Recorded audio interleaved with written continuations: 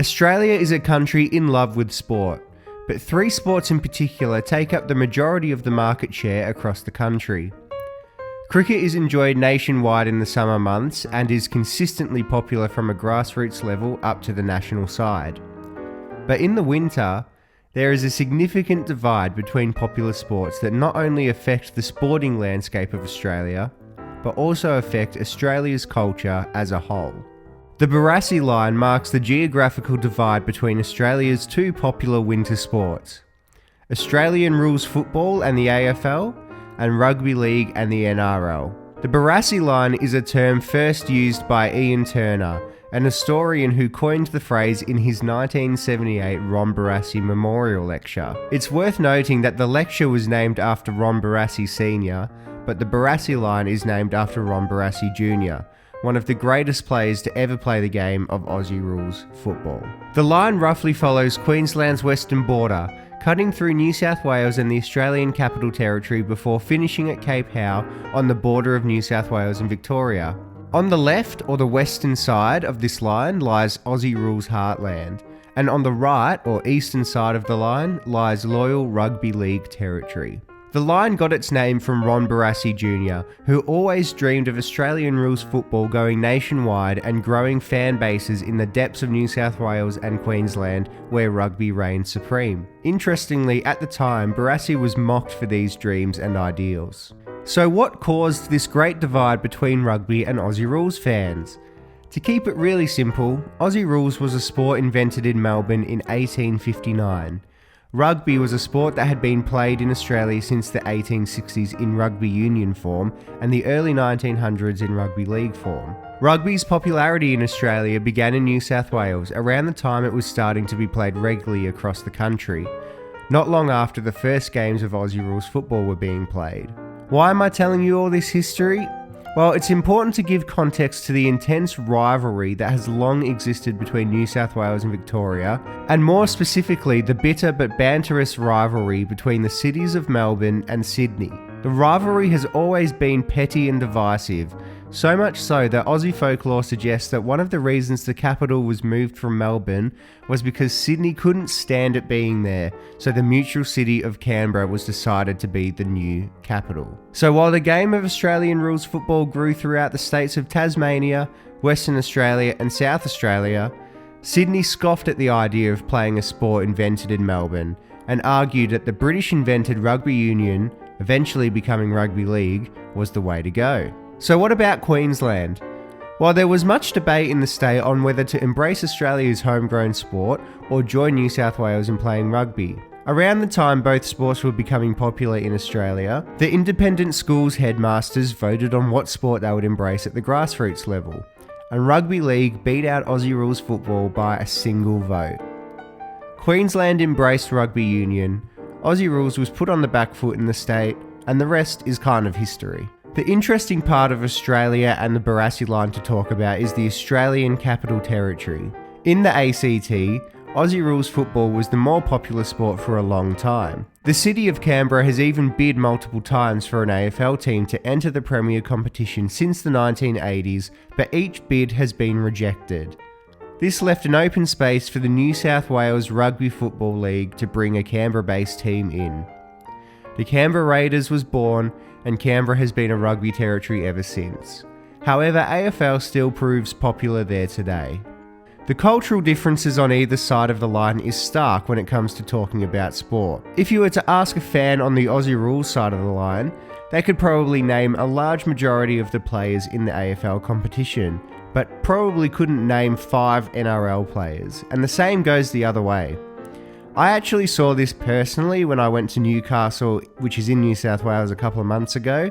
I was chatting to some locals and mentioned the sport of Aussie rules, which they claimed they hadn't heard of before, which I just found really bizarre. Whether they were taking the piss or not, I can't say, and they would have to be in the minority of people who haven't heard of Aussie rules football in Australia if it's true. But it does exemplify the differences in sporting culture and obsessions on either side of the Barassi Line. There are many other cultural differences too.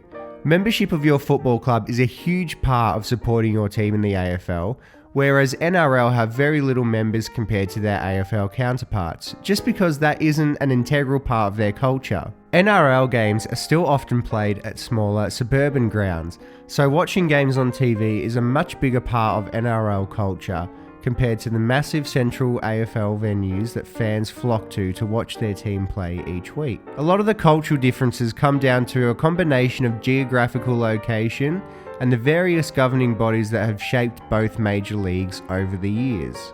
These cultural differences also affect the wider cultural differences between the two cities as well. Things like nightlife and socialising reflect the differences in the way that people from Melbourne and people from Sydney take in their sport as a whole.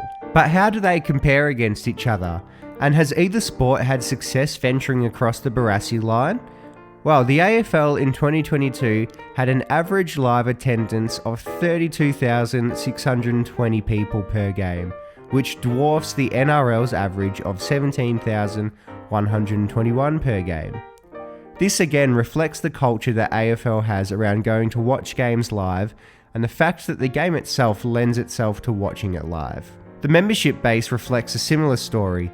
1.2 million members across 18 AFL teams compared to 320,000 members across their 17 teams in the NRL. But this also reflects the difference in membership culture and shouldn't be used as solid evidence. Grassroots participation reflects similar statistics, with Aussie rules having more than twice the number of junior players than rugby league across the country. But the TV ratings is where the NRL comes out on top, with 118 million viewers across the 2022 season compared to the AFL's 106 million.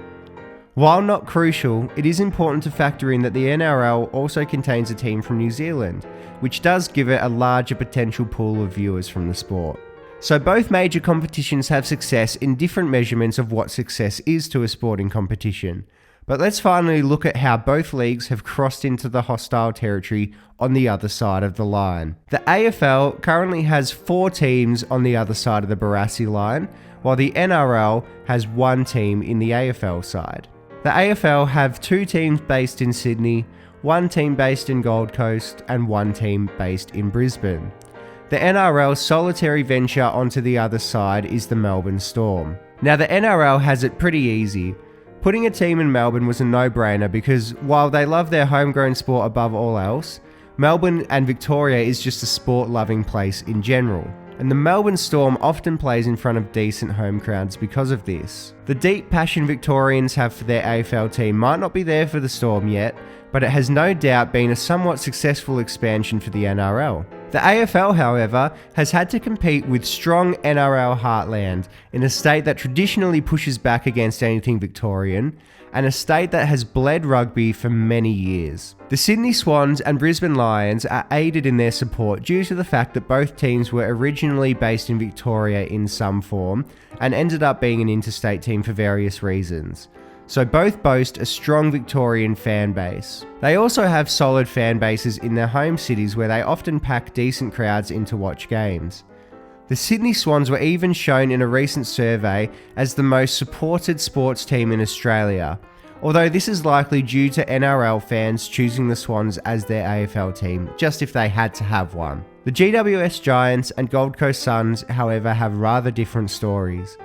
They are the newest clubs in the league and both have small fan bases with small membership numbers, a large number of which are Victorian fans barracking for other teams that just want to support these new clubs. The Giants have seen pretty decent success on the field, but rarely, if ever, pack out their small stadium in Western Sydney where it is truly the centre of NRL heartland. They play a handful of home games a year at Canberra, where they do see a more packed stadium however. The Gold Coast Suns have never had much success on field and are pretty deplorable off field as well, with low attendance numbers for home games and no passionate fan base yet. The Gold Coast is often called the graveyard of Australian sport, as no major franchise has lasted long with success there. But if any sport can do it, it's the AFL, who pour money into the club's development regularly and identified a niche but strong love of the sport in the area, with lower league teams like the Southport Sharks, a Gold Coast-based team, seeing success on and off the field. So will either league ever see genuine success across the Barassi Line and get into enemy territory?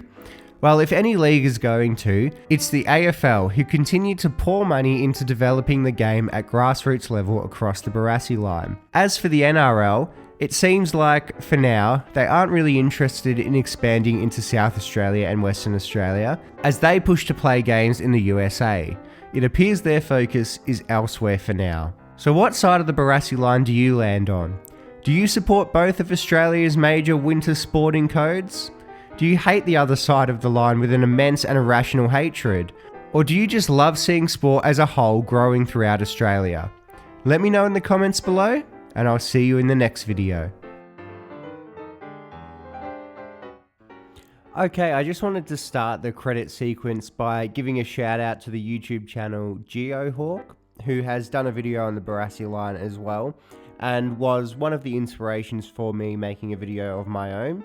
I just wanted to take a different approach to what he did with his video. So if you want to know more about the Barassi Line, please go check out Geohawk's video where he goes deeper into explaining the Barassi Line. It's a really good video, and he's a really good YouTube channel, so yeah, check him out if you want. I just wanted to give him a shout out to start off the credits. Alright, well thank you for watching this third video on this YouTube channel. I hope this was an enjoyable video. It's a bit of a different sort of topic to what I've done before and what I probably will do, but I thought it was a really interesting topic anyway. So yeah, I don't really have any further thoughts to mention in this kind of credit sequence. I think it's just interesting how the cultural divide reflects the sporting divide in Australia. I would love to know your thoughts. I would love to hear from people who follow both sports and, you know, well, or are active followers in both sports, I suppose. I myself am definitely more on the AFL side. I definitely don't hate rugby, and you know, I've enjoyed it from time to time. But yeah, I think you know, Australia has this really cool sport that they invented that's unique to them. I don't see why we shouldn't embrace that as a whole country, while also having the NRL as well. In terms of expansion, I think the AFL will probably see more success, just because, you know, the NRL's latest venture to Las Vegas next year, you know, a lot of commentary around that says it might not be that successful. I think the thinking was they love, you know, NFL over there, so why won't they love NRL? But, you know, Americans tend to love their own thing, don't they? So we'll see. Whereas Australian or Aussie rules football is growing in Queensland and New South Wales, particularly Queensland at a grassroots level. It seems to be growing, which is great. GWS Giants out in Western Sydney, that's going to be the really interesting one to watch, because, you know, that's, as I mentioned in the video, that is proper NRL heartlands, like the deep NRL heartland. That is Greater Western Sydney is to the NRL what Melbourne is to the AFL. It's like, you know, that is where it's at. So yeah, it'd be interesting to see how the Giants go working at a grassroots level. As I mentioned, they have had pretty good success. They haven't won a grand final, but they do pretty well, you know, making finals regularly. So we'll see. Anyway, I would love to hear your thoughts in the comments below. Let's please keep it, you know, keep it friendly. I know there's a strong rivalry let me start again. I know there's a strong rivalry between the NRL and AFL, but I'm sure we can all be friends. So, you know, let's be friends in the comments below. All right, cool. I'll see you in the next video. Bye.